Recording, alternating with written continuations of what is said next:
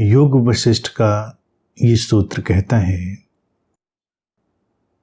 The self science by itself as the one boundless ocean of consciousness agitated by waves of thought.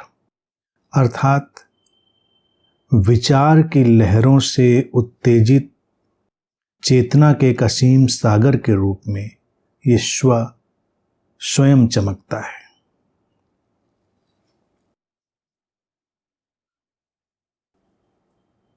ये जो हमारा self है, हमारा स्व है, हमारा आत्म है, स्वयं प्रकाशित है। इसका अपना एक ढंग है। तो जैसा कि सूत्र में कहा कि चेतना के असीम सागर में विचार की लहरें उठती हैं और चेतना का सागर उत्तेजित होता है, विक्षुब्ध होता है, सक्रिय होता है और जीवन की सारी लीला चलती है। जीवन की सारी लीला चले इसलिए ही अस्तित्व ने ऐसा ढंग रचा है जहां पर हम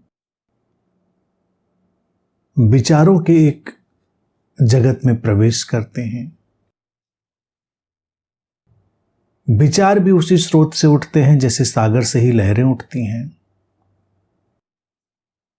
लहरें सागर में खो जाती हैं, सागर शांत हो जाता है। इसीलिए चेतना का महासागर ये शब्द उपयोग किया गया, बड़ा सुंदर शब्द है।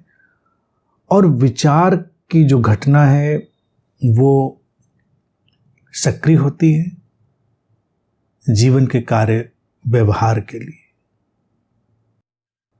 विचार हैं तो जीवन सक्रिय होता है। इसीलिए विचारों की अनिवार्यता है, वो उस स्रोत से उठकर चेतना के सागर से टकराते हैं। और सबसे अच्छी बात यह है और मुक्तिदायी बात यही है कि विचार न मेरे हैं न किसी और के हैं, विचार बस हैं,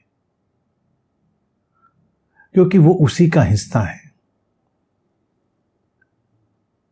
ये सारी प्रक्रिया हो जाए तो जो सामने घटना जीवन की दिखाई देती है, जिसे हम अपने स्व के रूप में अनुभव करते हैं, वो स्वयं प्रकाशित है। यानी कि उसको प्रकाशित होने के लिए कुछ और अलग से नहीं चाहिए, क्योंकि सब कुछ उसी का विस्तार है, सब कुछ वही है। तो जो सब कुछ वही है तो फिर उसी का ही हर ढंग जीवन में घट रहा है।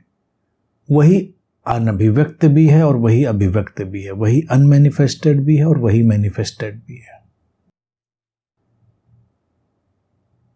जब बुद्ध ने कहा अपने खोजियों से स्वयं प्रकाशित हो, अपदीपो भव, तो वस्तुतः उन्होंने यही घोषणा की जो योग वशिष्ठ इस समय कह रहा है। जो हमारे भीतर की स्वयं प्रकाशित अवस्था है उसमें प्रवेश कर जाओ।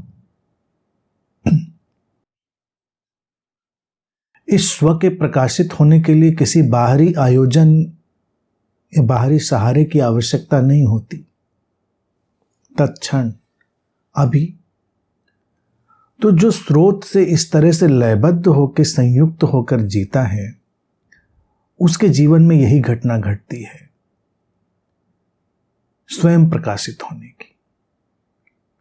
उसका प्रकाश उधार नहीं है, किसी धारणा, किसी मत, किसी किताब, किसी व्यवस्था पर आधारित नहीं है।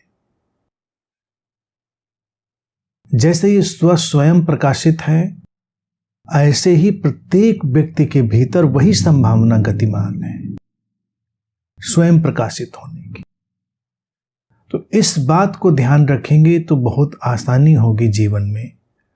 तब हम किसी भी बाहरी प्रकाश की तलाश नहीं करते हैं, क्योंकि हम जानते हैं कि वो प्रकाश हमारे भीतर ही है।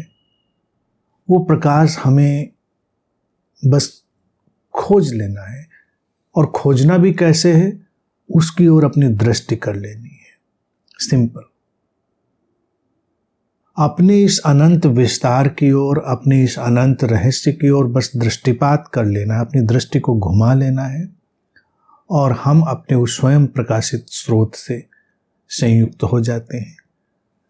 और यही बात मुक्तिदायी है। सरल कम शब्दों में मुक्ति की यात्रा यही है। स्वयं प्रकाशित हो जाओ ऐसा मत सोचे। बुद्ध ने अगर कहा होगा तो ये नहीं कि हम कहाँ स्वयं प्रकाशित हो जाएंगे, कहाँ से लाएंगे वो सारा इंतजाम जो हम अपने को प्रकाशित करेंगे। जब कोई बुद्ध कहता है या उन्होंने भी कहा होगा तो यही उसका अभिप्राय होता है कि जो हमारी सत्ता है, जो स्वयं प्रकाशित है, स्वयं चमक रही है, उससे बस जुड़ जाओ, उसकी ओर उन्मुख हो जाओ और फिर जीवन का पूरा विस्तार, जीवन का पूरा रहस्य हमारे लिए उपलब्ध हो जाता है।